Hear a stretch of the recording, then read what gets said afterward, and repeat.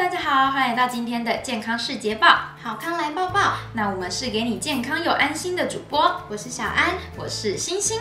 好的，那我们呢，节目开始之前，先进入一段影片。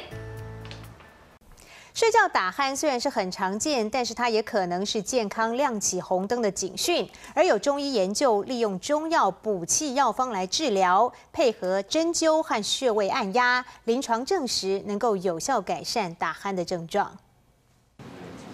有位40多岁、体重过重的男性上班族，白天上班时常感到疲倦、哈欠连连，就连晚上也因为打鼾睡不好，失眠情况持续半年多。后来就医检查才发现，原来是罹患睡眠呼吸中止症。过胖的话，它本身的肌肉就会比较肥盛啦，软组织就比较大啦。那像是咽喉这个地方，它是一个管子嘛，如果它是那个肌肉或者是软组织比较大的话，比较松弛的话，就会容易塌陷，容易压住。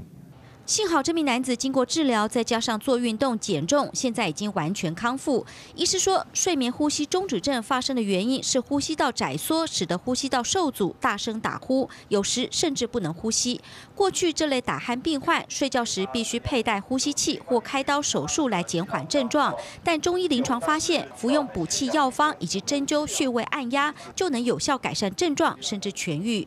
有些过敏性鼻炎或者是说鼻窦炎也会有这种现象，您可能可以考虑用一下迎香这边，或者是那个三根这边按一下，或者是印堂这边都可以使用一下。医师表示，睡眠呼吸中止症好发在40岁以上中年男性，有抽烟喝酒习惯以及肥胖者也是高危险群。若不治疗，脑部在长期缺氧情况下，未来罹患心血管疾病的几率相当高。因此建议民众戒烟戒酒多运动，不仅有助于改善睡眠品质，也可提升身体免疫力。记者赖寻徐启峰台报道。那除了影片当中讲到的中医治疗，以及上一次呢，我们有跟大家讲平常的在家里常看到的食物也可以改善我们打鼾之外呢，今天就告诉大家我们平常的一些小习惯，或者是在市集买得到的东西，也可以帮助我们改善打鼾哦。好的，那我们第一步呢就是戒烟。吸烟呢会刺激鼻子跟喉咙的膜，造成气道阻塞，并引起打鼾。因此，在应用打鼾的家庭疗法之前，您需要完全的戒烟。好的，那第二个呢就是练习，我们就练习动动喉咙的肌肉，除了可以让你减霜下班，它还可以帮助你调节你的喉咙肌肉，从而改善你的打鼾。第三个呢就是保持室内的空气潮湿。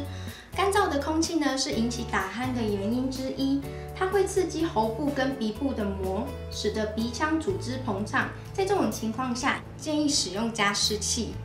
那第四个呢，就是蒸汽。鼻塞呢是打鼾最常见的原因，所以使用蒸汽呢是一个非常好的选择。那要怎么运用呢？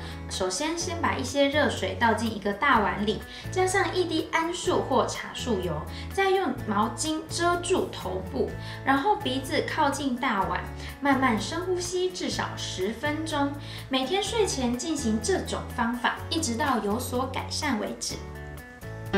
嗨，大家好！下段节目告诉大家改变睡眠姿势，或是食用洋甘菊也有助于改善打鼾的症状哦。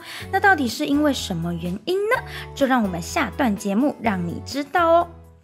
如果你有想要询问我们任何关于健康的问题，欢迎扫描 QR code 或者是在影片下方告知我们哦。